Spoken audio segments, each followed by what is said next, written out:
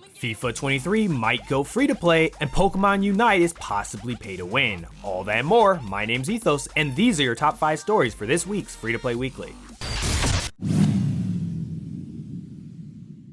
Coming in at number 5, of course, we got some new EGS freebies, and this time, it's time to fight. Whether you want to be in the middle of it all as a World War I infantry, or you want to handle the strategy and let the AI do all the fighting for you, there's something for you here. This first offering this week is from the FPS game from developers M2H and Blackmill Games. World War I Verdun Western Front throws players into the front lines on the Western Front of World War I between 1914 and 1918.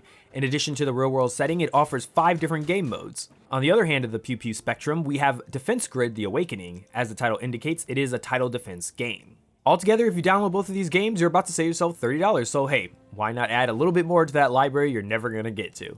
And coming in at number 4, we knew that this would probably happen at one point, but it was only a matter of when. And this week, Genshin Impact announced its first ever crossover event in collaboration with developer Guerrilla. In version 2.1, Aloy, the legendary hunter from Horizon Zero Dawn, will join the citizens of Teyvat. Much like the Traveler and their sibling, Aloy is a visitor from another world, or in this case, a savior from another world. That's her title. So for a limited time, Aloy will be available as a playable character. There are some catches though. First off, Aloy will initially be available only for PlayStation players throughout version 2.1. That doesn't mean everyone else can't get her, you're just gonna have to wait until version 2.2 and be at least Adventure Rank 2 to get her. She won't be available to obtain after 2.2, so make sure you're at least high enough Adventure Rank to grab her when the time comes.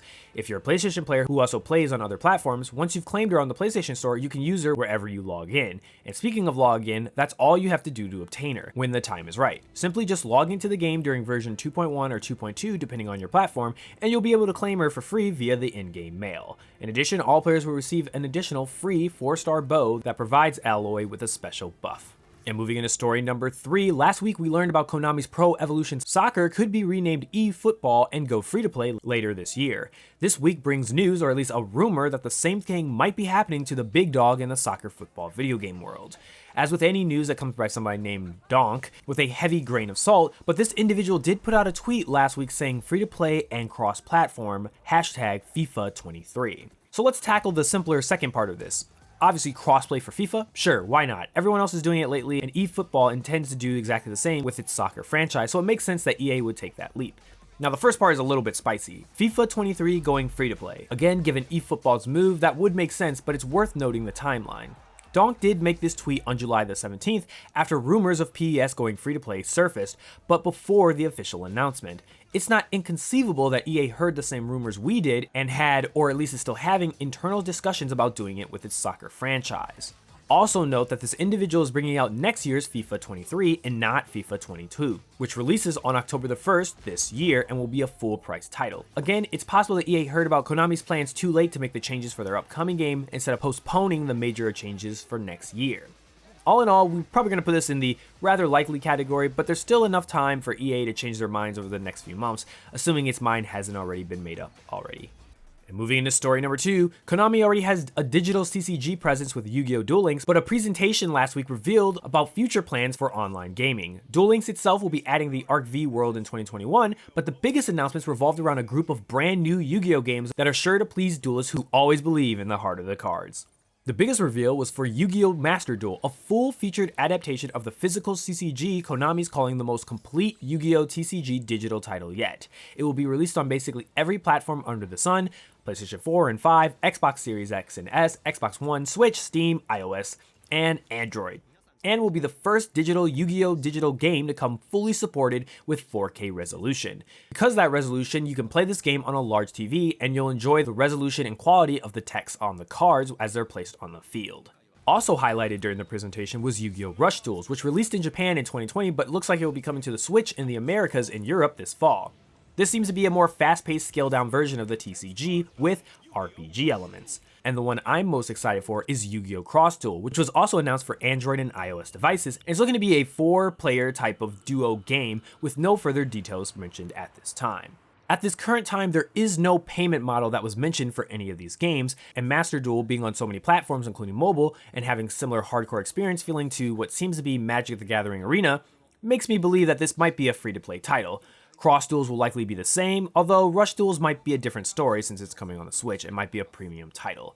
All in all though, it's probably a great time to be a Yu-Gi-Oh! Fan. And moving into number 1, your biggest story of the week. Recently released MOBA Pokemon Unite is getting some flack from its players, including cries of pay to win for its monetization practices. The gist of it is that there's 3 currencies in the game: Ethos coins that are earned in-game and from events, Ethos tickets which are earned through in-game events, and Ethos gems which are premium currency that cost real money. Now the game's shop, the Ethos Emporium, offers game-affecting boosts that can be purchased with Ethos coins or Ethos tickets. If you don't have enough of either, the game helpfully gives you the option to spend Ethos gems to make up the difference. Additionally, you start the game with a few Pokemon for free, and more of them can be purchased with Ethos coins or Ethos gems. Now, all this isn't too unusual. League of Legends, as an example, also sells champions and other stat boosting effects for either its in-game currency or cash shop currency. But it looks like the issue with Pokemon Unite is that there's a cap on how many coins you can earn per week. That's set at 2,100, and the screenshot of the item showed all cost 1,000 apiece. The Pokemon themselves cost 8,000 to 10,000 Ethos coins, which means you'll have to farm up to about a month apart from the few early game bonuses to earn one, and that will leave you with a little left over to purchase anything else. As it stands, the weekly cap serves no gameplay purpose and solely exists to push players into spending real money, which is obviously the worst way to do monetization. It transforms Pokemon Unite from a game that players want to spend money to a game where they need to spend money, and that will likely be a no-go for a large part of its intended audience. And that moves us to the question of the week. Speaking on this topic regarding Pokemon Unite, the game's out, so everyone's played it. Let me know in the comment section below, what do you think about it, and do you feel like it's currently free to play? Let me know your thoughts in the comment section below. And these are your top 5 stories for this week's Free to Play Weekly. Don't forget to check out mmobomb.com for giveaways and the latest news. My name's Ethos, and I'll catch you guys later. Peace out, everyone.